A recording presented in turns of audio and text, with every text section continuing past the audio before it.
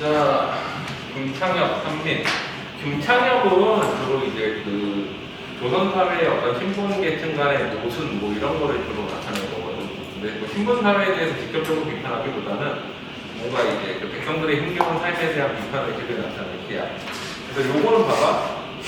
5원 배율이지. 배율하면 뭐야? 율시에 곱하기 9배잖아. 율시는 몇 줄짜리야? 8줄짜리인데 여기다가 곱하기 2 하면 율시에 9배에서 배율이고 16줄짜리 행시가 되지. 근데 얘도 기본적으로 형태는 똑같이 수, 함, 경, 미로 나가는데 이게 4줄씩 끊어 먹는 거지. 이렇게. 그리고 4줄의 제일 끝에 줄 글자가 뭐야? 문자가 되는 거지. 그럼 여기서 뭐야? 찬자가 문자지. 네 번째 줄 끝에 찬. 그 다음에 한자가 문자죠. 한. 반자가 문자고 반자가 문자고. 그래서 찬, 환, 반, 반이 각각 같은 성조를 가진 문자라고 보면 돼. 그리고 요거와 관련되는 사자성어는 가정맹호 내지는 가정맹어호라는 사자성어지. 가혹한 정치는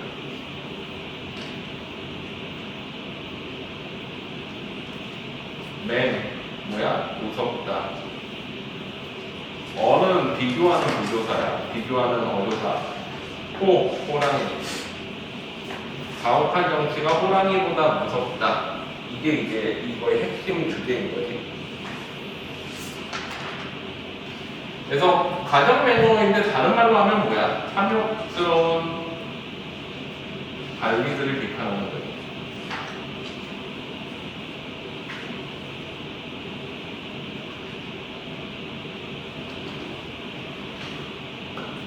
자, 그래서 내용을 보면은, 자, 말에서 내려와 사람 보니 부은이 문 열고 나와보고는 초가집안으로 맞아 듣고 나그네 위하여 박성을 내온다. 사실 말에서 내렸다는 것부터 이미 이 사람은 양반이라는 걸 알 수 있지. 평민들이 말타고 다니진 않을 거 아니야. 양반들이 말타고 다니지. 자, 그래서 이제 나그네 위에서 박성을 내온다고 하는데 서민들의 인정이기도 하지만 또 한편으로 생각해보면 양반 잘못 대접했다가 어떤 걸 당하려고. 그냥 밥을 내주는 거일 수도 있고 어쨌거나 뭐 서민들의 인기라고 해. 박가도는 어디 계시오? 라고 묻지. 화자가 묻는 분이야. 그랬더니 이제 그 주인이 대답을 하지. 아침에 갬기되고 산에 갔다고. 산밭은 너무 갈기 어려워. 해가 저물도록 못 오신다고. 이 산골에서 살기 힘든 상황이 나타나지. 이제 화자가 다시 이제 상황을 확인하지. 사방을 둘러봐도 이곳은 없고 개와 닭들은 비탈에서 도성되구나. 숲속에는 무서운 호랑이가 많아. 뜯은 흙잎 방두리에 반도 안 된다. 이건 뭐야? 호랑이도 많고 살기도 어려운데 가련하에 쏜 이곳이 뭐가 좋다고 척박한 동네산 오래 산단 말인가? 라고서 이제 스스로 묻고 스스로 답을 하지. 스스로 묻고 뭐라고 그래? 편안할싸 저러 평지의 생활. 평지의 생활이 편안하지만 가고파도 고울과지가 너무 무서워. 그래서 갈 수가 없다. 가혹한 연기가 호랑이보다 무섭다. 이런 내용인 거지. 이해되죠? 그래서 산민이란 제목은 뭐야? 산에 사는 백성이라는 거지. 평지에 못 살고. 자, 그 다음에 또 뒤로 넘어가자.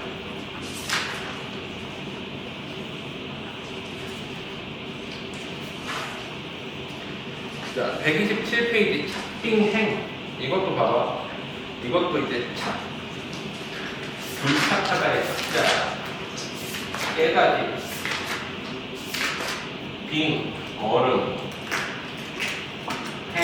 행은 이제 시의 한 그 행시라고 해서 시의 한 종류지. 원래는 행시는 이제 그 12줄짜리 아니신데 여기서는 12줄을 지키지는 않았고 그래서 뭐라고 그냥 고시라고 하지. 줄수를 지키지 않았으니까. 자, 내용은 이제 얼음 깨는 사람들에 대해서 이제 안타까움을 느끼고 그 다음에 어떻게 고통받는 백성들을 이제 고통에 시달리게 하는 어떤 그 상류층에 대한 비판이 나타나죠. 앞에는 주로 이제 그 백성들이 얼음을 채취하면서 겨울철에 이제 얼음을 채취해서 섞인 거나 뭐 이런 데 넣어놓잖아. 거기 넣어놓는 과정, 그래서 고통스러운 현실, 그리고 얼음을 즐기는, 뒷부분은 얼음을 즐기는 상류층들의 삶의 모습을 대비시켜서 고통스러운 삶을 부각시키는 거지, 서민들의. 자, 늦겨울 한강에 얼음이 많은 사람들이 강가로 나가는데 얼음 이제 채취 구역에 동원된 거지. 강제 동원된 거야. 뭐 돈을 주거나 그러지 않아. 꽝꽝 도끼로 얼음을 찍으니 울리는 소리가 맹공까지 들리겠네. 가정법이지. 찍어낸 얼음이 산처럼 쌓이고 그것도 과정이지. 싸늘한 온기가 사람을 어색하네. 아침이면 서핑고로 더 나르고 밤이면 얼음을 파들어가네. 밤새 깨가지고 아침이면 이제 서핑고로 나르는 거지. 낮에는 얼음을 깨놓으면 뭐 녹을 수도 있으니까 그러겠지. 해 짧은 겨울에 밤늦도록 일을 하니 노동요 노래소리 모래톱에 이어지는 청각적인 게 나타나고 짧은 옷 왼발은 얼음 위에 얼어붙고 이제 서민들의 가난한 모습이지. 이제 두꺼운 옷 입고도 못하지. 매서운 겨울바람에 엄청바람이 떨어지네. 고대광실 여기서부터 뭐야 시상 전환이지. 앞에까지는 이제 얼음 캐는 서민들의 모습이고 여기에서는 이제 여름에 그 얼음을 즐기는 양반들의 모습이야. 고대광실 5, 6월 무더위 찌는 날에 여인의 하얀 손이 맑은 얼음을 내려오네. 아까 앞에 나왔던 뭐야 이제 손가락이 떨어지는 얼음을 캐는 손과 대비되지. 여인의 하얀 손 백성들의 손과 대비되는 모습이 남들이지. 난도 그 얼음을 깨서 자기의 도로소리 난도는 얼음 깨는 칼이겠지. 그래서 멀건 대낮에 하얀 안개가 피어나네. 한라드로 가득한 집은 더위를 모르고 하니 얼음 뜨는 그곳에는 누가 알아주니 서린법을 이렇게 알아줄 사람이 없다. 그대는 못 구한다. 길가에 더위 먹고 죽어 뒹구는 백성들이. 겨울에는 그렇게 추웠는데 여름에는 이제 더위 먹고 죽어 뒹구는 백성들이 지난 겨울 방에서 얼음 뜨던 여름 것을. 그래서 이제 서로 대비를 시켜서 보통 그런 백성의 삶을 구원하는 시죠. 그러니까 시 자체는 어렵지 않지. 그러니까 사실 이런 한시들은 이렇게 생각하는데 내용을 그냥 대충 알고만 있으면 나중에 수능이나 이런 데 나왔을 때 이 시였지 그냥 기억하고 바로 풀 수 있을 정도만 되는데 어차피 현대어로 나오잖아. 핵심적인 내용이야 그때 보더라도 제목이랑 대충 내용 보면 이거였지 하고 바로 풀 수 있을 정도만 되면 되는 거야. 자, 그 다음에 또 뒤로 가보자. 137페이지 어옹. 자, 어옹은 제목 자체가 뭐야? 모기잡이, 옹, 늙음이라는 뜻이지.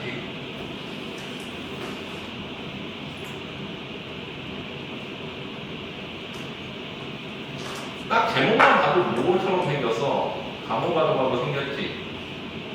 제목 자체가 딱 감옥가도가도 생겼잖아. 자연에서 사는 자연이 있고 감옥가 있고 속세가 싫다. 자, 내용을 보면 헛된 이름 따라 이거 뭐야? 7원 율시지. 율시면 수함경미지. 수함경미면 어떻게 돼 있어? 함년과 경년이 각각 두 줄씩 뱉고 있고 이 함년과 경년은 다시 백수와 대비를 이루는 게 일반적인 특성이지. 문자는 소함 경미의 각 글자이겠지. 그러면 뭐 뭐야? 향항장항이 문자지. 향항장항이 문자이고 그 다음에 헛된 이름을 따라 허덕허덕 바삐 다니기라고. 헛된 이름은 뭐야? 속세에서의 부기공명을 따라 다니기라고. 평생 물과로 가득한 마을, 자연 속에서 노는 것이다. 따스한 봄, 잔잔한 호수에 단계가 천리 끼었고 맑은 가을 나이에 기색의 자기 대한 모습을 비추네. 자연에서 논이는 풍경의 모습을 대꾸로 나타내지. 호수의 날개, 기슭엔 다리. 여기까지 자연의 모습이고 이거와 대비되는 뭐가 나와? 이게 자연이면은 이제 속세의 모습을 대비시키겠지. 그래서 서울길의 붉은 먼지, 이거는 속세 홍진, 붉은 먼지는 홍진이지. 속세를 의미하지. 봄에 바라자, 초록 구름이야 푸른 산방과 함께 살아간 날에. 근데 여기서는 보면은 오히려 이 경련 두 개가 뭐야? 대꼬이면서 대비를 이뤘지. 붉은 먼지는 속세를 의미하고 초록 구름이는 이제 자연을 의미하니까 자연에서 구름이는 우기지, 어구예요. 그래서 오히려 이게 경련에서 대꼬 대비를 이루고 얘와 얘는 이제 뭐 대비라고 볼 수도 있겠지. 이건 자연의 모습이고 여기서는 자연에 살아가는 인간과 속세에 살아가는 인간의 모습이니까 이렇게 대비라고 볼 수도 있겠지. 어기여찬 노래소리는 뱃사람의 흥신이. 세상에 옥당은 뭐야? 이제 관리들이 있는 높은 관청이지. 그 옥당이 있다고 어찌 부러워하고 속세에서의 어떤 부기 영화 같은 거를 부러워하지 않겠다라는 그런 뜻이지. 자, 그 다음에 또 넘어가 보자.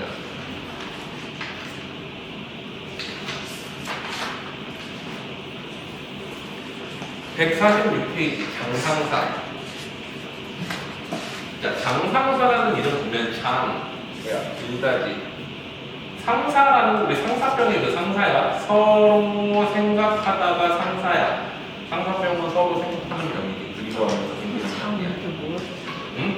장 밑에 서로 사. 장 장 길다. 질다 길다. 길다 롱.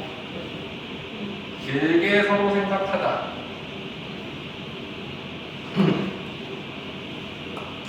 길게 서로 생각하는 거예요.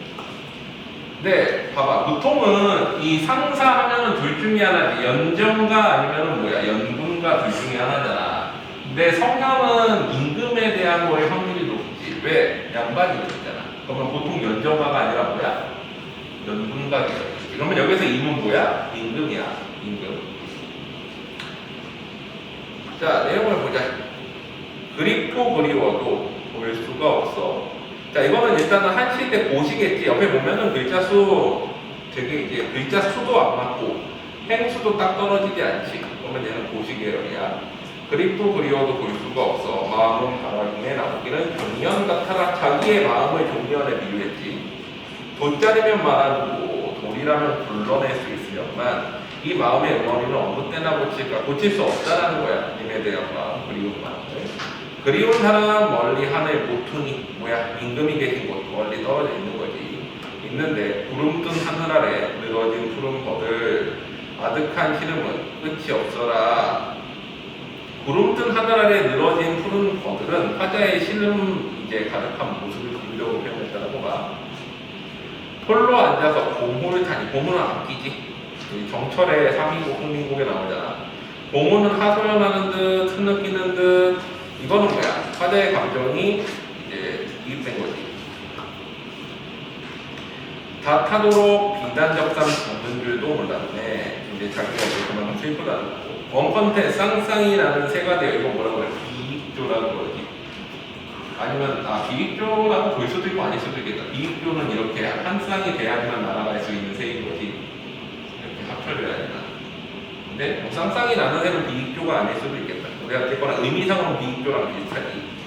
음향한 창 앞에 서 있고 싶고 원컨대 밝은 달이 되어 이의 창문 휘장을 뚫어 비춰 놀고자 임에 대한 그리움이 나타나지. 슬픈 노래 잠 못 드는 밤 멋지게 긴고 꿈속에서도 요산 남쪽을 건너지 못했네. 요산 남쪽은 임을 만나기 위해서 가야 되는 곳이지. 요산은 원래 이제 중국에 있는 산인데 이제 우리나라인데도 중국산에 비유해가지고 표현했고 기나긴 그리움의 공명이 애가 끊어라. 그래서 애가 끊어진다. 간장이 끊어지는 것까지 슬프다라고 얘기한 거지. 그래서 특별한 내용 없지. 이거는 흔한 통신연출 기사에다가 현대 어플리까지 해보니까 어려운 게 없잖아. 사실 이게 통신연출 기사 연금가 계열이구나만 알면 돼. 그냥 연정가가 아니라 뭘로 알 수 있다고? 남성 작가 양반 나오면 뭐야? 연금가야. 그치? 자, 다음 것으로 넘어가 보자.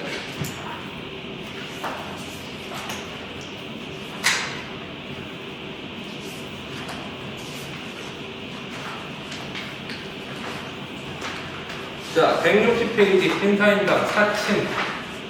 자, 생각하다지. 친은 뭐야? 우리 보통은 부모를 친이라고 하는데 그 중에서도 어머니를 얘기해. 사친, 생각, 어머니, 생각, 어머니에 대한 그리움을 나타내는 시계지. 딱 내용만 봐도 되고. 자, 한시 7원 유시디. 유시면 뭐야? 수학경미로 되어 있겠지. 수년, 학년, 경년, 미년으로 되어 있을 거야. 이렇게 해가지고. 자, 그리고 문자는 중, 풍, 동, 봉이 각각 문자겠지. 천리먼 고향산 만격 봉우리로 박혀있으니. 자, 신사임당이야. 신시지. 어디에 거처하는 신시야? 사임당에 거처하는 신시. 자, 고향이 어디야? 강릉이지. 강릉하고 오죽헌 있잖아. 오죽헌이 이제 신사임당 이제 고향이지, 고향이지. 거기에서 누구를 낳았어? 율곡이 이를 낳았지. 5천원 나오는 인걸. 자, 그래가지고 이제 강릉 땅이니까 여기서 이제 고향산이 만격 봉우리로 막혔다는 건 태백산맥으로 막혀 있는 거지. 장애물로 막혀 있는 거예요, 고향산이. 가고픈 마음 모래도로 꿈속에 있네. 못 돌아간다는 거지. 한송정 이제 그 강릉의 유명한 지명 중 하나지. 한송정가에는 외로운 둥근타리오. 경포대 앞에는 한 줄기 바람이로다. 둘 다 이제 강릉의 지명인데 대구를 이루었지. 강릉 경치를 대구. 모래벌에는 언제나 백로가 언제나 모였다 흩어지고 파도 위엔 고깃배가 오락가락 떠다닌다. 자, 요것도 어때? 강릉의 경치를 표현을 했지. 그래서 어때? 이것도 대구법이지. 근데 서로 대비를 이루진 않지. 한통령 경보대와 그 다음에 모래벌 파도 이거는 이제 대비가 되진 않아. 비슷한 자연의 모습을 이루고 했지. 어느 때 강릉 땅을 갈까? 여기까지가 뭐야? 이제 여기서부터가 어머니에 대한 그리움이지. 그래서 색동옷 입고 어머니가 서서 바느질을 했고 어린 새처럼 어머니를 이제 어머니와 같이 운전을 할 수 있겠는가? 근데 이거 성경 부정은 아니지. 제일 앞에 어때? 수련에도 이미 그리움이 나오고 경면 그 함경까지는 이제 경치 그 다음에 어때? 미련에 다시 그림이 나오지. 그래서 이제 성경 후정은 아니야. 뒤에 정서가 나오진 않았지. 오케이. 자, 그 다음에 또 뒤로 가보자.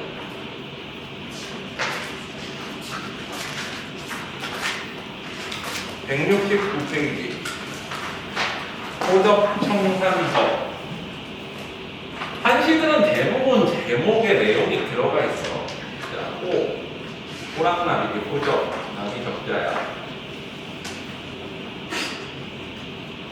청산에 거하자, 살자. 호랑나비와 청산 살자라는 내용이야. 그럼 뭐야? 자연에서 살고 싶은 소망이 나타나는 거지. 나비 보고 같이 가자고 하는 것뿐이야. 자, 7원 절구지 그 문자 뭐야? 산자와 환자겠지. 저기 기승전결 형태로 되어 있고, 승의 마지막 자와 결의 마지막 자가 문자인 거지. 우리 식으로 돼 있지. 흰나비 너 청산가자, 검나비들아 나가서 함께 청산가자. 근데 왜 나비 보고 같이 가자고 그래? 외로워서 그렇지. 외로워서 같이 갈 사람이 없으니까. 가다가 해적이면 꽃에 들어 자고 가자. 꽃에서 푸대접하거든 잎에서 자고 가자. 꽃에서 푸대접한다는 거에는 뭐가 나타나? 자신의 외로움이 표현돼 있지. 그래서 어떤 자신의 외로움을 청산에 같이 갈 나비들을 이제 그 나비들한테 이제 권유하면서 청산에 같이 살자고 하는 외로움을 나타내는 거지. 청산에 살고 싶은 것만큼. 자, 그 다음에 170페이지 전가추성.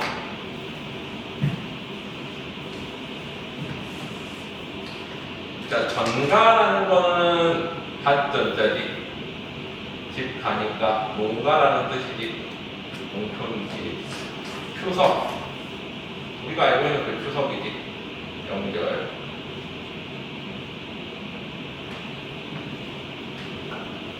자, 이거는 이제 그 비판적인 내용인데 뭐냐면은 이제 그 백성들이 그 추석 때 사는 모습을 표현하면서 백성들의 힘겨운 삶을 부각을 했어.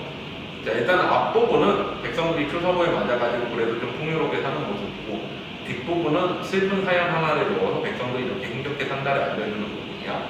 그 내용을 보면 서울이야 부귀한 사람들이 모이는 곳이라 철따라 명절에 생기지만 시골은 빈천한 가난하고 천한 사람들이 있으니 추석 같은 명절이 또 있으랴. 추석만한 명절이 없다. 서리법이지. 추석은 가을에 가을 거지를 하고 난 다음에 그거를 즐기는 명절이잖아. 그러니까 먹을 게 그래도 있는 명절이야. 근데 나머지 명절들은 못 지키는 이유가 뭐야? 먹을 게 있어요. 최소한 먹을 거는 있어야 놀 거 아니야. 근데 추석은 그래도 먹을 게 있으니까 이제 농촌에서도 즐길 수 있는데 나머지 명절들은 어때? 즐기지 못한다는 거지. 먹을 것도 없는데 무슨 못 즐겨.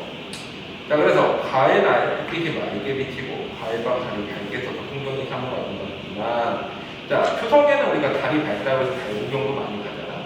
하지만 시골 백성들한테는 달 구경이 중요한 게 아니라는 거지. 추석에는 그나마 먹을 게 있으니까 즐거운 거고 나머지 명절은 아예 못 지키는 거잖아. 그래서 우리들을 위해 만들어진 것이 아니지. 이거는 뭐야? 먹을 게 풍족한 서울 사람들이나 즐기는 거고 우리는 추석에 달 구경하는 게 목표가 아니라는 거야. 그나마 먹을 게 있으니까 그게 즐거운 거지. 오이난이 사방으로 트인 들판에 좋은 곡식 이삭을 들이우고 올면 일찍 수확하는 벼야. 벌써 타작마당에 올랐고 콩과 팥도 따로 거두고 마당가에 해바라기씩 털어내고 집들에선 알밤을 깐다네. 가을에 풍요로운 모습이 나타나지. 그래도 먹을 게 넘쳐. 둥그런 지라로에 고주배기가 멀겋게 타올라 이제 숯이지. 숯불이 타올라서 밥 짓고 국 뿌려서 온 가족이 실컷 먹고 마시는데 한번 배가 부르면 기분이 늘어져서 들썩들썩 이런저런 모습이 피네. 자, 이래가지고 이제 그 추석을 즐기는 모습이 나타나지. 171페이지에 보면은 이제 작년 상황이 나와. 지난해 큰 흉년을 만났을 때 아주 죽어 못 살 듯 싶더니만 작년에 대풍이 들어 하늘이 사람을 영영 죽이실 리 있겠나. 이거는 뭐야? 하늘이 그래도 사람이 먹고 살게만큼은 해준다라는 거지. 하늘에 대한 고마움이 나타나. 천박한 놈들의. 작년에는 거의 죽을 듯 했는데 지금은 좀 먹고 살만하다는 거지. 배는 국처럼 불룩하지 않으면 안타까워. 입은 양쪽으로 찢어지지 않으면 안타까워. 뭐야? 막 배가 이제 불룩할 정도로 먹고 싶고 또 입이 양쪽으로 찢어질 만큼 마음껏 먹고 싶다는 거지. 그 정도 먹을 만큼 할 만큼 이제 즐거워서 열흘 양식을 하루에 먹어 치워버릴 정도로 배가 골밀었던 거지. 오래 기다렸던 상자를 먹었기 채워보자. 추석엔 그래도 이 정도 먹을 수 있다는 거야. 그랬더니 아랫목에 앉으신 어르신은 그만 떠들라 이러시고 백성들의 살아가기가 어렵기 끝이 없고 만물에 이치는 차면 넘치는 걸 버리다니. 무슨 뜻이야? 풍년이 오면 자기 풍년도 올 거라는 거지. 오늘 실컷 배부르다고 굶주리던 인목에 잊지 마라. 나는 늙은이라 겪은 일이 많으니 너무 먹다가 배탈이 나느니라. 나는 많이 먹지 않겠다는 거지. 풍년에서 어떻게 달래 그랬어.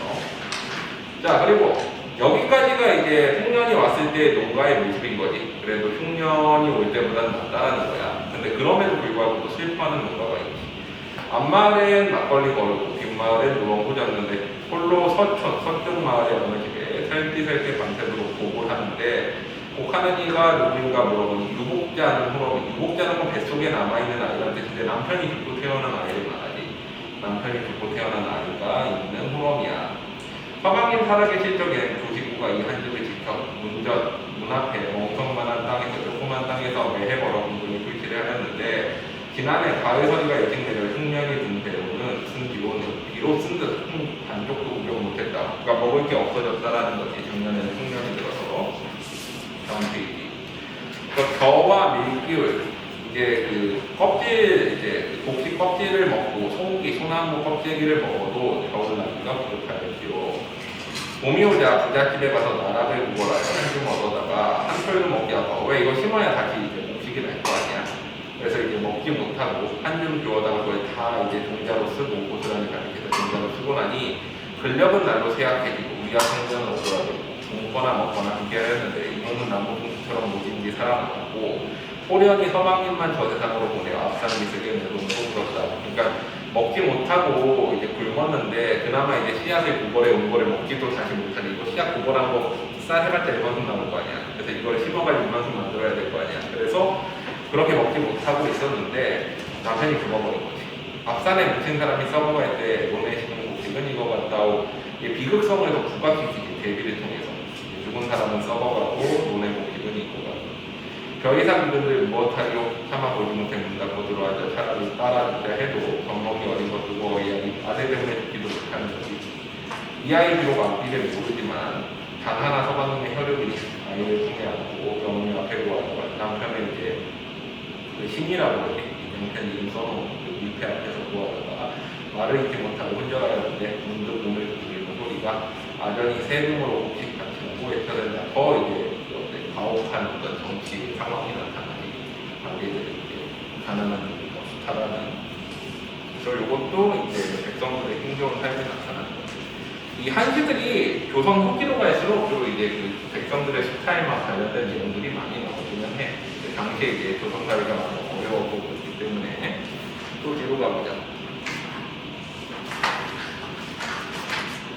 178페이지 대전사. 대전사는 부제로 한글로 적혀있지. 현대어 중구의 집에 싸다. 자, 이거는 이제 이동무 누구야? 실학자 중에 한 사람이지. 실학자 중에 한 사람이 이제 농촌에서 살고 싶은 한정과 한가한 정서를 노래한 마음을 쓴 시야. 그래서 농촌에 살고 싶은 마음을 느끼는데 이거 소함경리지? 원래는 소함경리야. 율시니까. 근데 왜 기승전결로 돼 있어? 이게 보면은 원래 이제 8글자니까 소함경리가 돼야 되는데 이 부분이 선경이 되고 이 부분이 후정이 되니까 요번에 수능특강 교과서에 실렸던 거거든. 근데 생각해보면 이거 실렸으면 이건 노래 안 나오지? 너희한테는 안 나오지. 정리한테 실렸으니까. 패스해? 했어요. 패스해? 네. 나와. 어차피 들어갈 거 아니지? 네. 패스. 대정사는 빼줄게.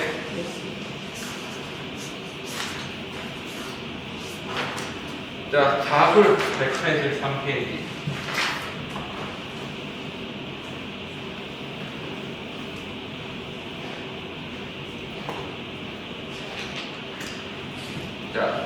자술은 이제 그 생물 미상의 여성 시인이 쓴 거야. 임에 대한 그림이 쓴 건데 결국이 그러면은 가자와 사자가 육자야. 두 번째가 이렇게 내용을 보자.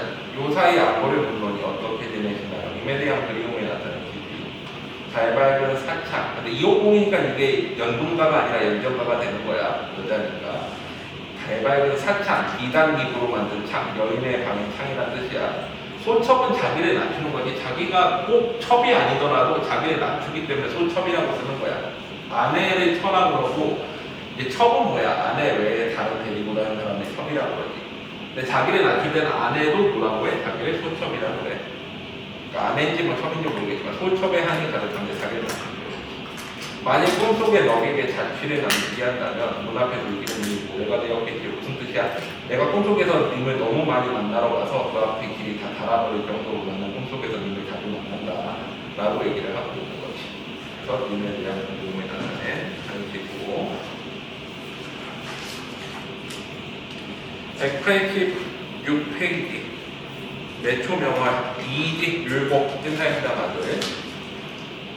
자, 이거는 뭐야? 매화를 비추는 밝은 달이란 뜻이지. 매초 명활 매화를 비추는 밝은 달. 근데 고시지 왜 6줄짜리니까 6줄짜리는 절구도 아니고 율시도 아니잖아. 그러니까 이제 그냥 고시라고 그래. 그래서 뭐 시상경제상의 특징은 없고 내용 보면 매화는 본래 환히 밝기에 달의 비추니 물빛인 듯하네. 매화에 대한 본질적인 속성을 예찬하지. 서리와 눈이 흰 자태를 더해줘. 이제 매화는 겨울에 높이니까 서리와 눈이 흰 자태를 더해줘. 맑고 차가움이 사람의 뼛속에 스며드는 것 같아. 그러니까 그 매화로부터 느끼는 기운이 이제 그렇게 적극적으로 표현한 거지. 뼛속에 스며드는 것 같다. 이 꽃을 대하면 마음의 시선이 오늘 밤 한 점에 안정도. 무슨 뜻이야? 마음이 나에게 해주는, 마음을 나에게 해주는 매화의 모습인 거지. 매화가 달빛에 비춰서 아름다운 모습이 내 마음을 맑게 해준다. 특별한 내용 없지? 이거는 그냥 매화에 대한 자신의 감상을 줄지라.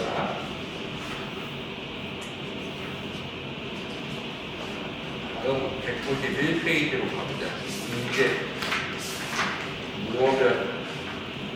자, 무어별은 무, 없다, 말, 없지, 별, 이별하다. 말없이 이별하는 모습을 한시로 쓴 거야. 내용은 간단히 할까봐. 절구인데 별자와 월자가 문자겠지. 15날 있다 말같이 남이 부러워 말 못하고 헤어졌구나. 돌아와 죽는다고 백꽃 사이에 달고 보면 눈물 흘리네. 어떤 이제 자신의 부끄러움 때문에 말도 못하고 헤어진 아가씨의 모습을 표현한 시야.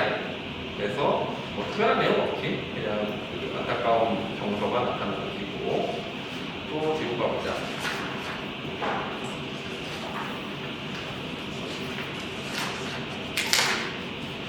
자, 201페이지 정약용 전연산. 요거는 이제 김창엽의 착빙행이랑 되게 비슷한 시야. 착빙행 내지는 산민과 비슷한 계열이야. 어렵게 사는 백성들에 대한 안타까움이 나타나고 정약용이 있었지. 자, 끌 견자야. 견인 차일 때 끌 견자야. 우리 남여라는 거 기억나? 남여? 정상품 이상이 타는 가마잖아. 가마 여자야. 한식. 가마 쓰는 것에 대한 한식. 이런 뜻이야. 옛날에는 징발하는 경우들이 많았지. 관리들이 그냥 어때 백성들을 막 징발해가지고 죽여먹었잖아. 아까 어렵게 하는 것도 있지만, 또 이런 것도 있어. 가다가 이제 가마, 사람들을 이제 막 죽이면서 가마손으로 끌어가지고, 이제 끌고 가가지고 가마 이제 끌게 한 다음에 그냥 이제 먹는. 예를 들면 이런 거야. 이제 준성과 양반이라고 해보자. 양반인데 가마가 있어. 가마 끌 사람이 없네. 그러면 이제 징집을 하는 거지. 길 가다가 이렇게 4명 있네. 4명을 불러. 그러니까 가마 타고 가마 끌게 해. 그러고서는 서울까지 가자. 그러고서는 이제 서울까지 가. 그다음에 잘 가. 그러고 서울에서 이제 보내버리는 거야. 그게 이제 가마 끄는 형태예요. 그래서 그거에 이제 탈깃한 거지. 백성들의 함부로 이제 징집해가지고 쓰는. 자, 이거는 이제 고시니까 특별한 뭐 이제 형태는 없고 그냥 쭉 내볼 보자. 사람들이 가마 타기 좋은 줄만 알고 가마매는 보통은 알지 못하네. 우리 근데 잘 생각해보면 양반들은 가마 타는 게 되게 당연했지. 우리 보면 저런 거 있잖아. 연안경가에나 뭐 이런 정철의 시 같은 것도 막 가마 타고 정리에 올라가고 가마 타고 산에 올라가고 이런 표현들 되게 많아. 그래서 그 타는 사람은 무슨 고생이냐? 그 산에 올라갈 때 지가 혼자 올라가기 힘든데 가마를 끌고 올라가야 되는 거잖아. 그것도 수평 맞춰서 수평 기울어주는 게 막 된단 말이지. 그래서 그 내용이 나와. 가마 메고 높은 기타를 오를 때는 빠르기가 산에 오면 사슴과 같고 그렇게 올라가야 돼. 가마 메고 낭떠러지를 내려갈 때는 우리로 돌아가는 영웅스러운 꿀살 같고 가마 메고 깊은 구간을 뛰어가는데 바람기가 뱀을 춤추는 것 같다. 바위 곁에서 살짝 어깨를 다투고 높은 길에서 민첩하게 다니고 꼬기도 하고 절벽에서 깊은 곳에 내려가면 놀라서 없이 다음에 지경이구나. 평탄한 것처럼 신속히 달리거나 라고도 뒤에서 계속 이렇게 간다는 거지. 이 구멍에 싱싱 바람이 산이 있기 때문에 이 산에 놀기 적에는 그러니까 양반들이 산에 놀러 갈 때 가마를 많이 탄다는 거지. 이 나무에 맞추기 놀러 멀리서 관첩, 관리로서의 신분증을 얻어오는데도 역속들이 정해진 규칙을 따르는데 더구나 너희야 용마타고 부기만 한림학살이 무거워진 역이야. 무슨 뜻이야? 그냥 작은 관리가 임명장 받고 돌아올 때도 가마 타고 가는데 말 타고 부기만 한림학사가 갈 때는 어찌 가마를 끌지 않겠느냐. 그냥 사람들이 진입해서 가마를 이제 끌게 한다는 거지. 한림학사면 보통 뭐야? 장원국제해가지고 받는 정치품 관리가 이제 한림학사지. 보통 이제 사원부, 사관원, 홍문관 같은 데 들어가 있잖아. 그래서 몸하는 역할을 해. 임금한테 간호하는 역할을 하지. 자, 그래서 한림학사, 이제 정치품 한림학사가 오면 누가 없인 역에 없인 수 없다는 거지. 송소라는 아들은 채찍과 매를 쥐고 우두머리 중은 대오를 경론하고 우두머리 중이 이제 뭐 중간에서 하는 역할도 있다는 거야. 여기서는 중스님이 무슨 역할을 하는지 정확히 모르겠지만 영접하는 데는 시안의 역이자 가는 데는 엄숙히 서로 뒤따라하고 헐떡이는 손소리는 여울에 섞이고 여울 소리 땀복은 헌 무섭게 흠뻑되거나 이제 가마타는 사람들 고통이 나타나기 움풍 팬 곳에 건널 땐 옆사람이 맞춰주고 험한 곳에 올 땐 앞사람이 허리를 굽히고 수평을 맞춰야 되니까 새끼에 놀려 어깨에 홈이 생기고 돌에 부딪혀 먹는 바람 맞지도 않네. 스스로 고생하여 남을 평기하니 장막이야 말과 다르고 태웠구나. 일반 백성들이 장막에 못 먹었다는 것이 너와 나는 본시 같은 민족으로 하늘의 조화를 똑같이 타고 가는 것만 이거는 이제 정약용이 가진 만민평등사상이라고 해요. 만민평등사상. 내 어리석어리는 천역을 감수하니 선한 역할을 감수하니 내가 어디 부끄럽지 않으리 우리 고통받는 백성들에 대해서 양반으로서 내가 부끄럽다는 거지. 나는 너에게 더 높인 것이 없는데 어찌 너희 은혜만 받는단 말이냐. 형과 아우를 불쌍히 안녕이면 부모의 마음이 노여워하지 않겠느냐. 형이 아우를 불쌍히. 그러니까 봐봐. 부모는 누구를 의미해? 임금을 의미하지. 형은 누구를 의미해? 양반을 의미해. 그러면 뭐야? 아우는 형민. 국가가 가족에 빗댄다라는 유교 사상에 입각해가지고 말하는 거지. 자, 중해무리는 그래도 괜찮거든요. 중해무리는 왜 그래? 징집당하지 않아. 중은 이제 보통은 어때? 조선시대의 스님은 좀 천한역이라고 했지만 또 종종도 받기도 하고 각종 세금이나 징집에서 면제가 됐지 세금이 되고. 그래서 이제 군대 안 가려고 스님 되는 사람도 있었잖아. 저 산 밑에 민호들 일반 백성으로 내려오구나. 큰 지렛대 쌍마의 가마에 가다 오마의 사람들이 공맞고 참맞군. 이거는 뭐야? 말에다가 이게 걸고 가는 가마도 있거든. 말이 이렇게 있지.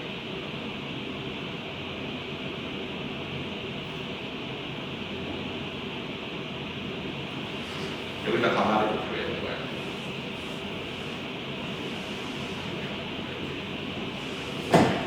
요런 게 이제 공마. 그리고 이제 뭐 말 위에다 얹어가는 사람이 이제 양쪽으로 잡고 가는 뭐 이런 참막군도 있고. 이렇게 가다. 그래서 이런 가마들을 이제 할 때도 동원이 된다는 거지. 동원하는데 개와 닭처럼 마구 몰아대니 으르는 소리가 치호보다 승냥이와 여우처럼 백성들을 이제 보살펴 준다는 거죠. 이렇게 고약하도다. 가마 타는 데는 옛 경계가 있는데 옛날에는 이제 가마꾼을 징집하는데도 그래도 어느 정도 선을 지키는 게 있었는데 이 도리를 분토처럼 버리니라. 지금은 그런 선도 없다는 거지. 아무나 잡아가. 김매던 자는 호미를 놓아버리고 밥 먹던 자는 먹던 밭을 내고서 그러니까 먹던 사람, 밥 먹던 사람도 갑자기 잡아가는 거지. 간일하던 사람도 갑자기 잡아가고 밥 먹고 얘기하는 거야. 아무 죄 없이 꾸짖음에 당하면 만벌 죽어도 머리 요하리여 가까스로 어려움을 넘기고 나면 어허그리야 노약질 가마등보에 노약질이가 되지 노약질에 변하도다. 가마탄 자 한마디 위로도 없이 고연히 일산 양산에 지나니며 떠나가거든 힘이 다 빠진 채 밭으로 돌아가서 미실나 같은 무슨 실험실하는구나. 이 때문에 내가 견여도는 뭐야? 가마 끄는 그림을 그려내서 돌아가 임금님께 바쳐야 하노라. 무슨 뜻이야? 임금님한테 이 상황을 알리고 싶다라는 뜻이지. 그래서 이제 정약용의 백성들의 안타까운 처지를 탄식하는 그런 식이고. 또 뒤로 가보자. 208페이지. 자, 고시는 이제 정약용이 쓴 고시 시리즈를 뭐 숫자를 붙여서 고시 7, 고시 8 이렇게 되는데, 요거 같은 경우에도 이제 백성들에 대한 어떤 안타까움이 나타나는 그런 시야. 자, 보면 풀이면 다 뿌리가 있는데 부평표는 매달린 꼭지가 없어. 무슨 뜻이야? 부평표는 우리 개구리밥이지. 이렇게 생긴 거 있잖아. 이렇게 떠 있는 거. 그래서 되게 여러 개가 이렇게 붙어가지고 막 이렇게 떠 있지. 이렇게 보면 생긴 것 같은데 개구리밥이라고 부르기도 하고 부평표라고 부르기도 해요.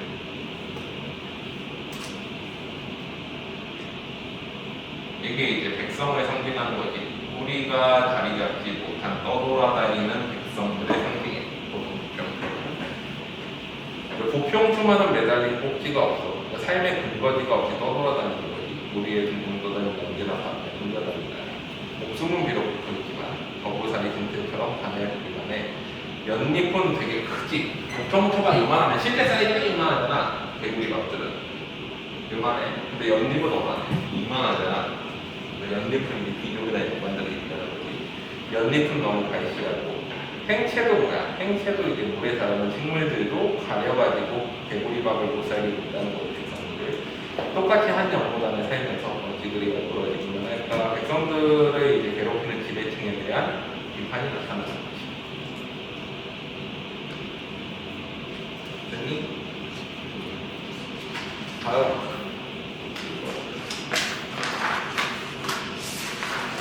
자, 214페이지 98. 이것도 이제 한시, 정약용이 지은 한시를 그냥 8번째 한시 이렇게 해놓고 이것도 백성들에 대한 안타까움이 나타나. 그러면은 제비 한 마리가 처음 날아와 지지배배 그 소리가 그치지 않는데 제비는 여기서 이제 백성을 또 상징해. 말하는 뜻을 분명히 알 수 없지만 집 없는 서러움을 호소하는 듯. 그러니까 백성을 제비로 해가지고 제비가 이제 집 없는 서러움을 호소한다고 그러면 백성들이 집 없는 상황이 많다는 거지. 느릅나무, 해나무, 구멍이 많다. 어찌 그곳에 깃들지 않니? 이건 화자의 말이지. 그러니까 집 없다고 제비가 오니까 왜 그 나무 구멍은 많은데 거기에 살면 되지 않니? 라고 물어보니까 뭐라 그래? 제비가 다시 지적이면 사람에게 말하는 느릅나무 구멍은 황새가 와서 쪼고 해나무 구멍은 뱀이 와서 쪼고 뭐야? 가정맹공 같은 거지. 가옥한정기가 두려워서 평지에서 못 사는 것처럼 집이 살 곳이 없다라는 건 무슨 뜻이야? 이제 세금을 뜯어내는 관리들 때문에 살기 힘들다고 하는 거지.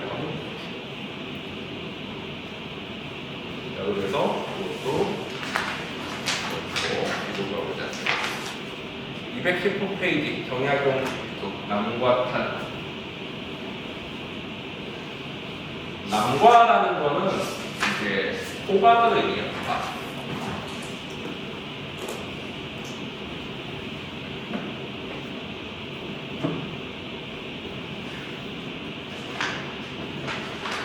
호박 탄식이야.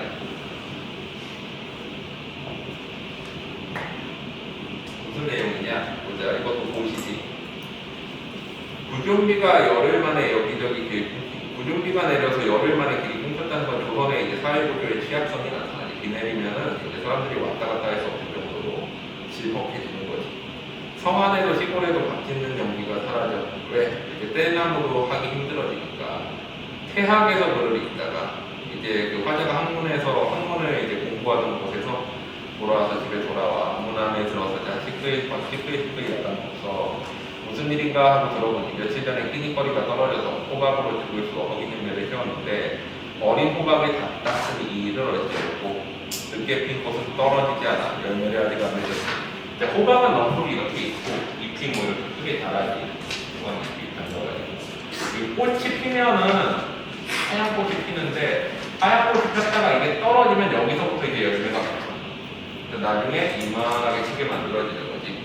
그러면 어린 호박들 미리 다 따면 큰 호박도 없을 거고 꽃이 떨어져야 되면 꽃이 맺혀서 떨어져야 되면 다시 호박이 맺힐 건데 어떻게 돼? 거기 보면은 이제 어린 호박은 다 먹었고 꽃은 떨어지지 않아 열매가 다시 맺지 않았으니 먹을 게 없는 거지.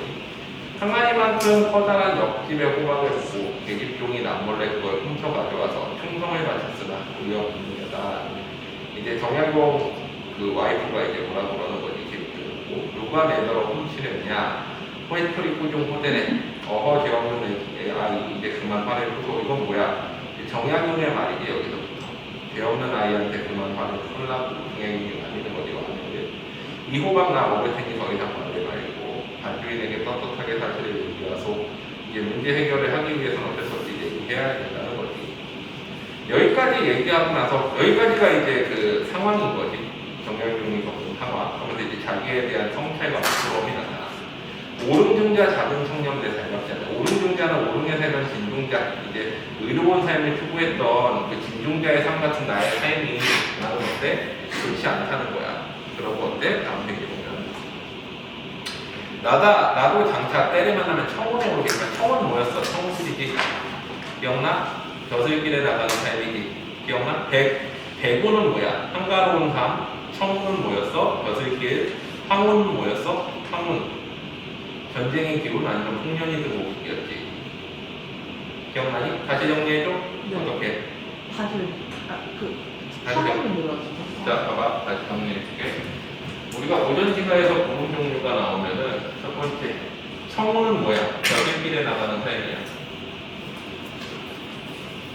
이거와 대비되는 게 백운이야. 백운 나오면 뭐야? 한가로운 삶이지. 유유자적. 그리고 벼슬길에 나가는 뜻을 뭐라고 해? 청운지지 그러잖아. 황운은 뭐야? 황운. 물어보름인데 이거는 풍년이든 곱식. 혹은 이제 전쟁이 일어나면 군사들이 일어나면서 흙먼지가 일어난다고 해서 전쟁의 기운. 네 번째, 자운 내지는 체운 내지는 오세군 같은 거는 신선세계를 얘기해. 자운은 이제 보랏빛 구름이고 체운은 채색한 구름이지. 그리고 5번에 무운, 뜬 구름이라고 하지. 무운, 뜬 구름. 이거 인생우상.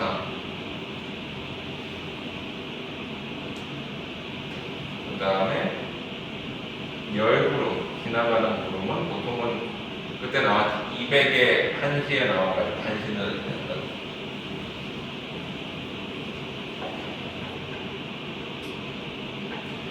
처음에 오르겠지만 벼슬길에 오르겠지만 나를 강차 때를 만나는 벼슬길에 오르겠지만 그게 되지 않으면 금방 찾아 나서야지. 어떻게든 먹고 살아야 된다는 거지. 금방을 찾아 나선다는 거는. 만권 서적 읽었다고 안 해요. 집에 모르게. 이거는 뭐야? 내가 학문을 많이 한다고 해도 아내가 이제 생업을 유지하는 데는 전혀 도움이 되지 않는다는 거지. 밭 두떼기만 있어도 계집종이 돼야 되는 거지.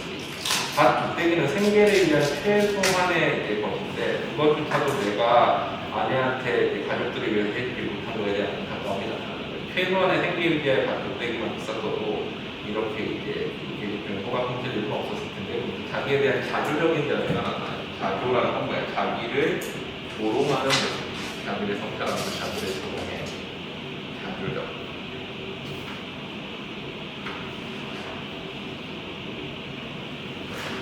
자, 그 다음에 보리타작 224페이지.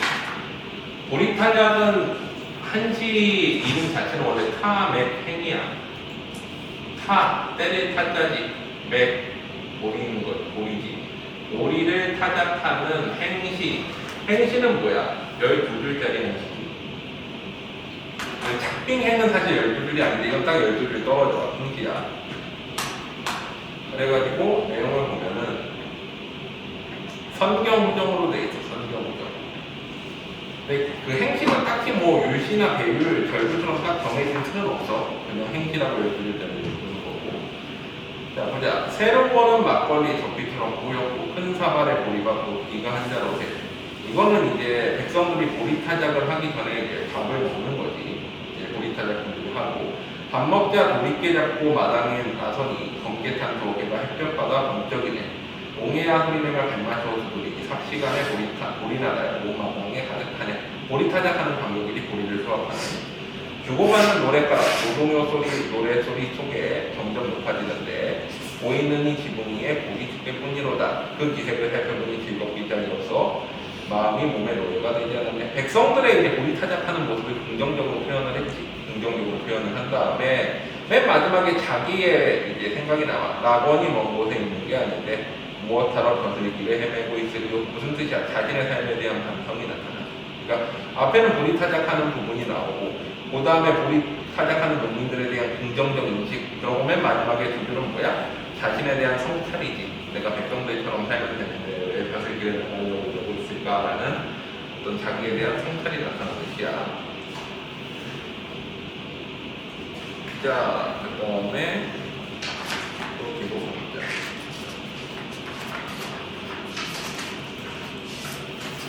자, 236페이지 정약용시 마지막 시일 거야. 아마 정약용에 상파에서 시를 주고받으면.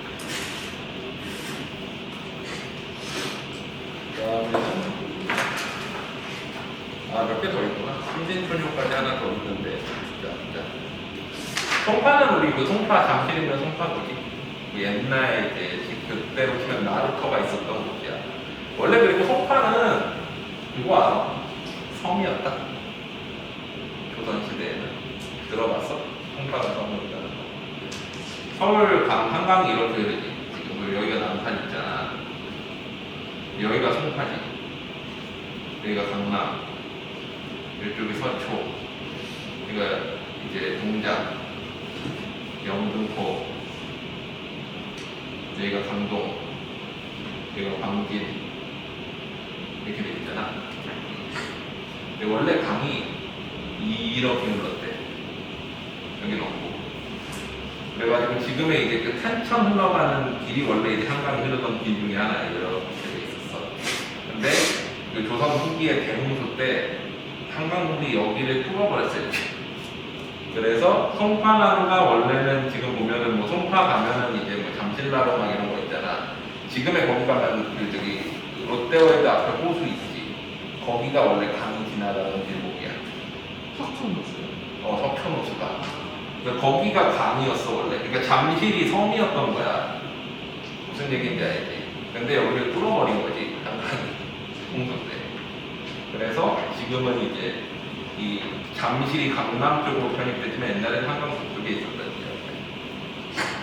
일제강점기 거의 조선 말기 일제강점기 들어갈 쯤에 홍수가 나서 저렇게 그랬어.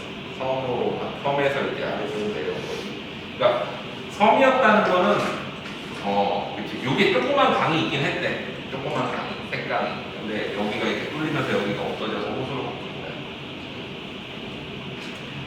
자, 그래서 그 송파야.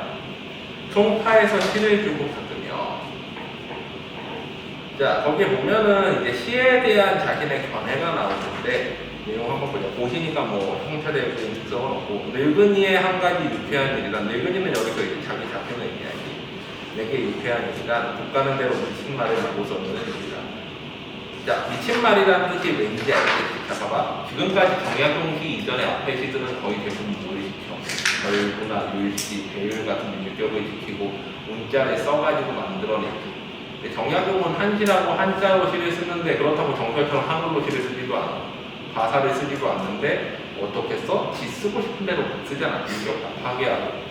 어떤 느낌인지 알겠지? 우리 앞에서 배운 시랑 표현이 다르잖아. 얘는 다 고시 형태지. 무슨 얘기야? 그냥 유격이 없다는 거야. 쉽게 말하면. 그래가지고 그렇게 마구 써내는 거지. 아분의 부위 구애받을 필요. 아분은 뭐였어? 아까 우리 문자라고 불렀던 그거 맞추는 게 아분이었잖아. 퇴고도 꼭 오래 할 거고, 퇴고는 말고 쓰는 거지. 흥이 나면 곧 이리저리 생각하고, 생각이 이르면 곧바로 떠내려간다. 나는 바로 조선 사람인지라 조선의 시집길을 달기 여길 뿐이라. 무슨 뜻이야? 이게 조선식의 한시 짓는 방법이라는 거지. 근데 또 이건 웃기는 건 정약용이 그러면 가사를 쓰든가. 근데 가사 한글로는 또 쓰지 않았지. 정약용은 나름 양반이라고. 정철은 또 생각해보면 되게 꼰대 같잖아. 서인 우두머리니까 보수의 결정판 같잖아. 근데 그 사람은 또 뭘로 썼어? 가사에서 대항도로 썼단 말이야. 그러니까 되게 이건 대비되는 느낌인 것 같아. 정철은 되게 어떻게 보면은 꼰대 같은 느낌이 되게 강한데도 조금 되게 진보적인 인물이고, 정약용은 되게 실학대여가지고 진보적인 인물 같은데 어떤 면에서는 되게 꼰대 같잖아. 그래도 꿋꿋이 한 치로 썼지. 자, 누구나 마땅히 자기 법을 쓰는 것이네. 나라마다 이제 자기 쓰는 시 쓰는 법이 있다는 거지. 오화라다 비난하는 자가 누구니까 어리석다고 누가 비난하는가. 부구하다 그 시격이며 시율이며 무슨 뜻이야? 우리가 배웠던 그 절구 유시의 그 시격과 아분을 지키는 방법 자체가 부구하다는 거지. 먼 고장 사람이 어찌할 수 있을까? 이게 그 뜻이지. 우리는 성조가 없잖아. 조선 후기 가면 이미 성조가 없어져. 정약용 때에는. 근데 우리가 아분을 어떻게 할 거야? 한시의 성조를 어떻게 할 거야? 우리말의 성조도 없는데. 그래서 우리가 어떻게 하는 거야? 문서라고 해가지고 문자를 맞춰가지고 쓴다라고 그때 얘기를 했지. 자, 그래가지고 깔보기 좋아하는 이반용이라는 정치인은 우리들의 동족 오랑캐 동이라고 이제 조롱했는데, 원갱도는 오히려 선루를 쳤으나 천하에 아무도 다른 말이 하나 없었다. 자, 보자. 원갱도는 선루를 쳤으나라는 거는 왜? 원갱도 거기 주석 보면은 명나라 때 시험이었는데, 선루는 역시 명나라 때의 신 이반용의 서실 이름인 백설루의 뒷말이다. 그러니까 원갱도는 오히려 이반용을 뭐라고 했다는 거지. 비판했다라는 거야. 그러니까 이반용은 우리나라 사람들을 조롱했는데 원갱도는 오히려 이반용을 비판했고, 천하에 아무도 다른 말이 하나 없다. 그러니까 그렇다고 해도 누가 거기에 대해서 뭐라고 하지 않았다는 거지. 등 뒤에 활을 낀 사람이 이거는 어느 겨울의 매미를 볼 수 있을까? 자, 이거는 이제 그것도 주석 봐봐. 기는 놈이에 나는 놈이 있음을 비유하는 말이야. 그러니까 이반용이 우리나라 시를 못 쓴다고 조롱을 했지만 원갱도는 또 이반용의 시를 조롱했다는 거지. 못 쓴다고. 그러니 누가 잘 쓰고 못 쓴다는 게 어떻게 구분할 수 있겠느냐, 뭐 이런 뜻이야. 나는 산석의 식구를 사모해. 산석의 이제 산석이라는 어떤 시의 식구를 사모하는데, 여랑의 비웃음을 받을까 염려되지만, 그러니까 여자들의 비웃음을 받을까 염려되는 그런 나의 행위라는 거야. 어찌 처량한 말을 꾸미기에 고통스레 애반장을 그릴 수 있을까? 배와 결혼 각기 맛이 다르니 기호는 오직 자신의 마땅함에 따를 뿐이다. 이거는 뭐야? 내가 꾸미는 태도를 통해 가지고 다른 사람들의 비웃음을 받지 않기 위해 노력하진 않겠다. 그러니 어때? 각각 기호에 맞춰서 시를 쓸 뿐이지 무슨 누구 시가 벌고 나쁘고 할 필요가 있겠느냐 하면서 자기 멋대로 시를 쓰는 자신의 태도에 대해서 뭐 하는 거야? 이제 자기 변명을 하는 느낌도 있지, 이 시 자체는. 그러니까 시로서 자기 시를 변명한 거지. 자, 그 다음에 마지막 탐진초뇨. 탐진은 옛날에 이제 강진이야. 이 사람이 이제 유배가 있었던, 정약용이 강진에, 전라남도 강진에 유배가 있을 때 썼던 시 중에 하나야. 그래서 탐진지방, 강진지방의 촌요, 그 농촌에 있으면서 지은 노래인데, 역시 이제 관리들의 수탈상에 대해서 비판하는 시지. 자, 보면은 5수와 7수가 실려있는데 보면은 총 15수짜리지, 원래. 자, 문혼에 바람이러 보리이삭이 물결 치는데, 보리타작 하고 나면 눈내기가 제철이라. 눈 내리는 하늘 아래 배추색이 파랗고, 이거 뭐야? 시각적 심상들이지. 눈은 하얀색이고 배추는 조금 파랗고, 섣달에 깬 병아리는 노란 털이 어렵네.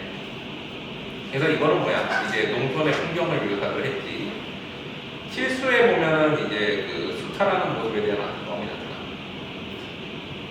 새로 짜낸 모명이 눈결같이 보았는데 이방규돈이라고 황부가 뺏어가는 세금을 얻어가는 거지.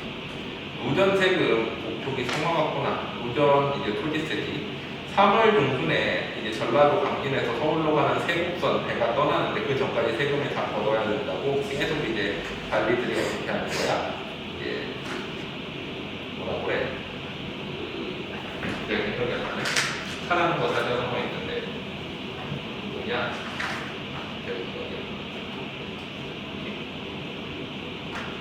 관리들이 가혹하게 수탈하는 걸 뭐라고 하냐? 사전에 우리 저거 자꾸 봤는데 시험도 뭐야? 관리들이 가혹하게 수탈한다.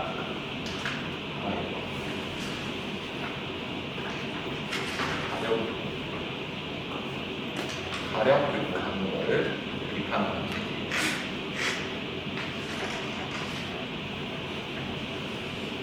자, 거의 다 끝나가지. 최명길. 자, 최명길은 누구야? 남한산성 봤니? 그때 옛날 영화지, 이거는. 지금 이제는. 이병헌 나온 거. 본 적 없어? 인조가 남한산성에서 경작을 하는데, 그 내부 상황 같은 거. 거기서 이병헌이 연기했던 게 이 최명길이야. 주광파. 아, 주정파와 주광파가 있었지. 청나라랑 싸우자. 청나라랑 같이 늘하자. 근데 이 주화파였던 최명길은 명나라에 그러면 안 끌려가야 되잖아. 근데 나중에 이제 약간 좀 뭐야 스파이 듯한 행위를 해가지고 결국은 끌려가 이 사람. 그래서 이제 어디로 가?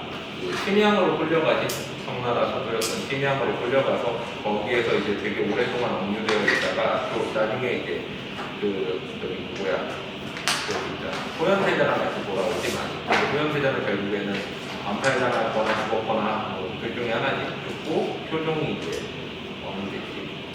그 최명길이 이제 심양에서 고향에 그리워하면서 쓴 거지. 봐봐 내용. 이제 이건 절구지. 그래서 신자와 신자 똑같은 두 글자를 율격을 맞추고 아군이야. 이역에서 공을 맞으니 이역이라는 건 심양이지. 고향 땅에서나 공을 맞으니 공길 몰라. 거기는 죽지 쪽이니까. 아침결에 눈송이 새로 나는 것을 보면 놀라. 무슨 뜻이야? 봄인데 눈이 날리는 걸 보고 놀라는 거야. 내가 봄인데 눈이 날리는 걸 보니까 그쪽 땅에 있구나, 고향에 서나 있구나 하고 느끼는 거야. 외물의 변화에 즐거워하거나 슬퍼하지 마. 무슨 뜻이야? 이제 풍경이 변한다고 그거를 즐거워하거나 너무 슬퍼하지 마라. 왜 고향 땅에 이제 있었으면 이제도 꽃이 폈을 텐데 하고 슬퍼하거나 하지 마라. 봄날의 기운은 이미 이 몸에 있기에 무슨 뜻이야? 봄은 이미 이 마음 속에 와 있다. 이건 뭐야? 봄 고향으로 돌아갈 수 있다는 희망의 상징 아니고 고향으로 돌아갈 수 있는 희망은 나에게 아직 남아있다. 이런 뜻이야. 그래서 이제 표면적으로는 봄에 이제 눈이 날리는 거를 놀라워하면서 쓴 거지. 그 자체가 제목이 이거잖아. 춘설, 봄 눈에 대한 유감. 우리 유감이다라는 건 무슨 뜻이야? 감정이 있다는 뜻이야. 우리 유감입니다. 거기에 대해서 제가 미안한 마음이든 뭐든 감정이 있어요. 감동했어요는 무슨 뜻이야? 나의 느낌이 움직임이 있어요. 뭔가 여러 가지 느낀 게 있어요. 이게 감동이야. 이게 되지. 자, 춘설유감 지나가고. 자, 전후는 흥에 겨워라는 뜻이야. 흥에 겨워. 헌안서로는 심사임당이랑 같이 난설헌이라는 건물에 못하는 허씨인 거지. 허수의 눈이. 원래 분명은 허초희야. 허초. 이 사람도 좀 불행한 인생을 살았지. 사실 요시는 보면은 나머지 부분들 쭉 나오는데 이거는 자신의 상황에 대해서 비유적인 표현을 되게 많이 써서 해석이 좀 난해한 부분들이 많아. 그래서 간단히만 정리하고 이게 이것도 올해 나왔던 거야. 패스? 네네, 패스. 패스. 뭐뭐 빼야 돼? 대전사랑 변은 뺀다. 네. 대전사랑 변은 빼고. 그 다음에 258페이지 곡자. 자, 곡자는 곡이라는 건 뭐야? 소리내어 울다야. 이거와 반대되는 게 뭐야? 읍이지, 읍. 읍은 소리 없이 우는 거야.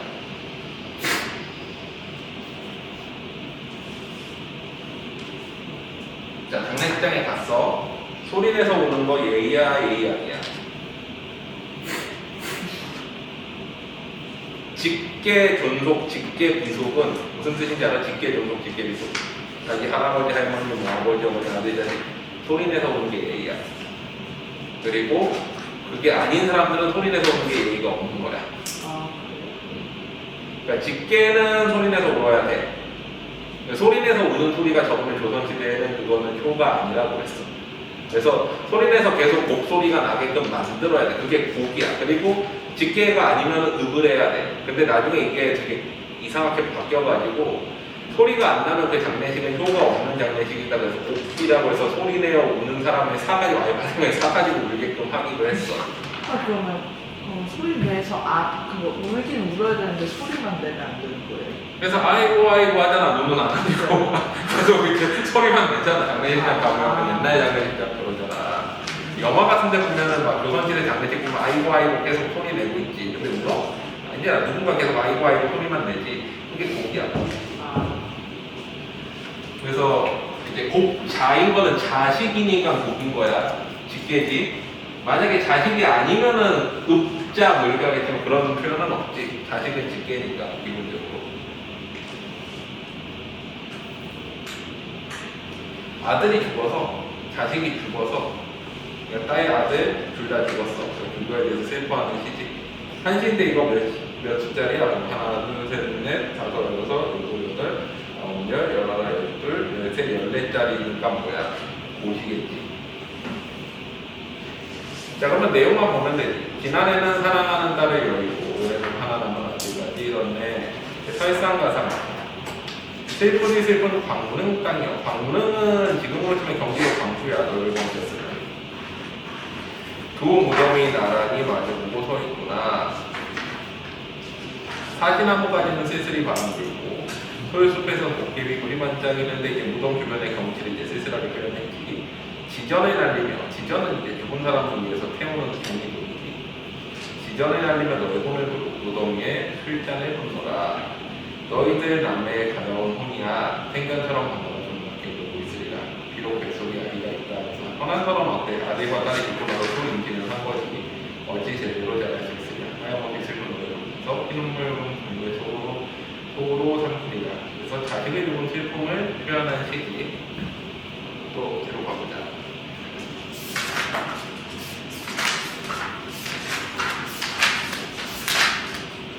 사시사 하나 더 사시사는 사계절에 대한 노래지.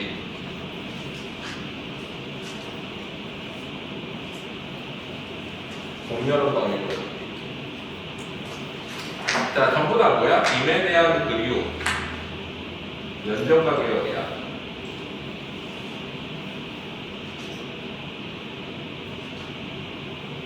내용을 보면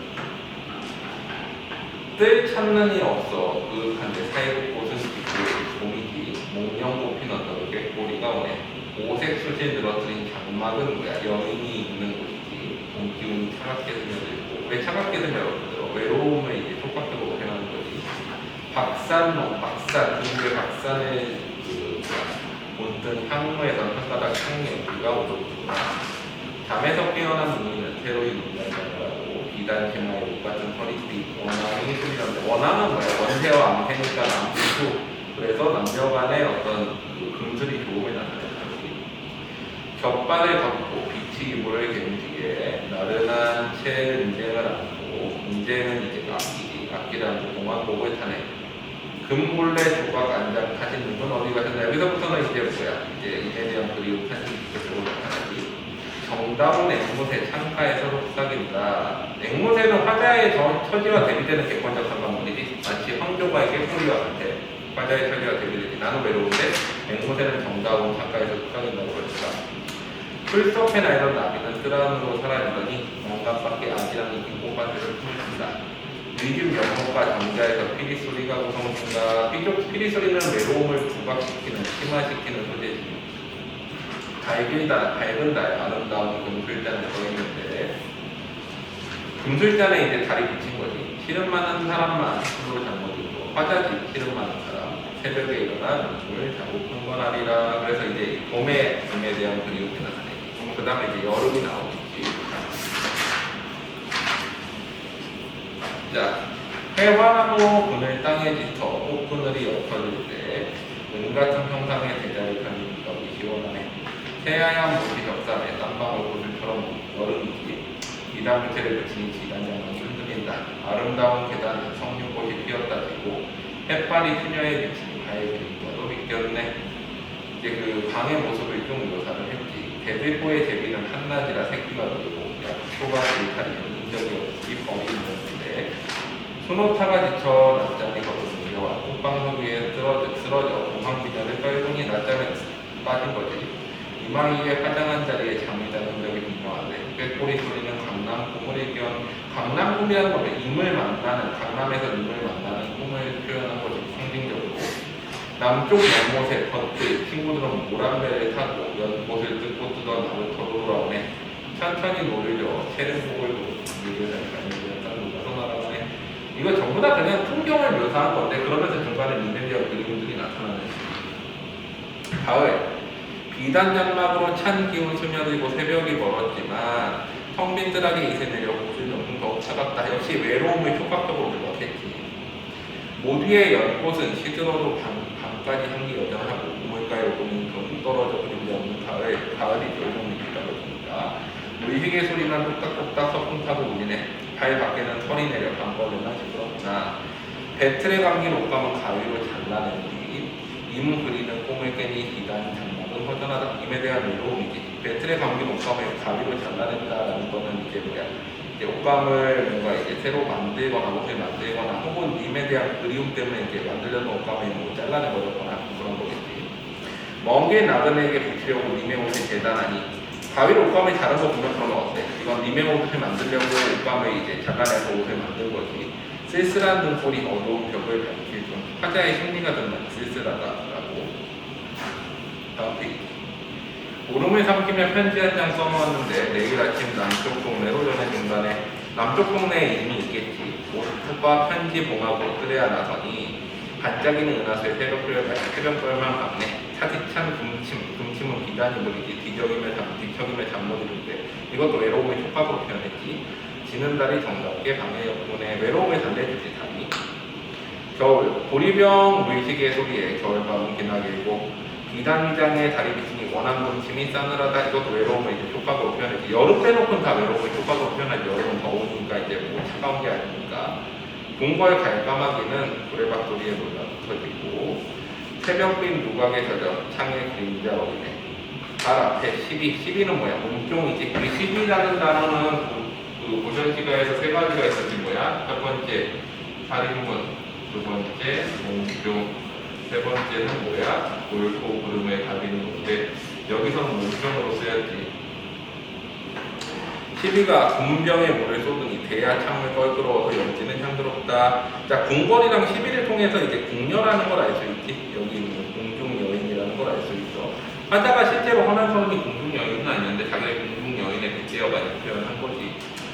고분손 호흡 불며 눈썹을 그리는데 황동세장 속의 앵무새가 새벽서리를 싫어하네.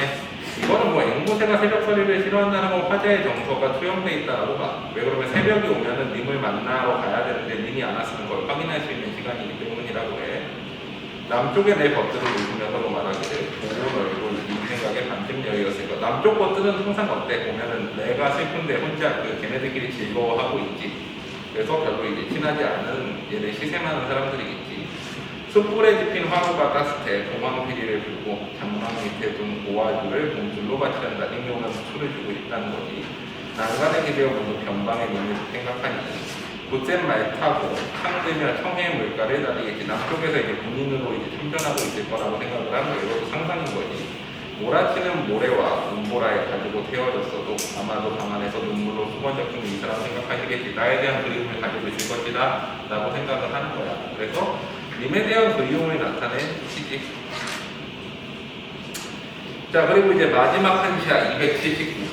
이게 마지막 한시일 수밖에 없는 이유는 물론 한시는 이제 일제강점기 때도 쓰여지긴 했지만 실질적으로 우리가 배우는 한시는 거의 이제 조선시대 것까지를 마지막으로 하고 그 뒤로 문학성이 별로 없다고 그래. 황현의 절명시잖아 279. 절명이라고 목숨을 끊으면서 쓴 시야. 목숨 명자지. 목숨을 끊으면서 왜? 일제가 한일합방 경술국시가 일어났을 때 쓴 거거든. 나라가 멸망했다고 해서 목숨 끊기 전에 유서로 써놓으란 말이야. 그러면 실질적으로 고전시가의 한시맨 마지막을 장식하는 작품이라고 할 수 있겠지. 이 이후에는 한시가 나왔어도 고전시가가 아니잖아. 일제 세금.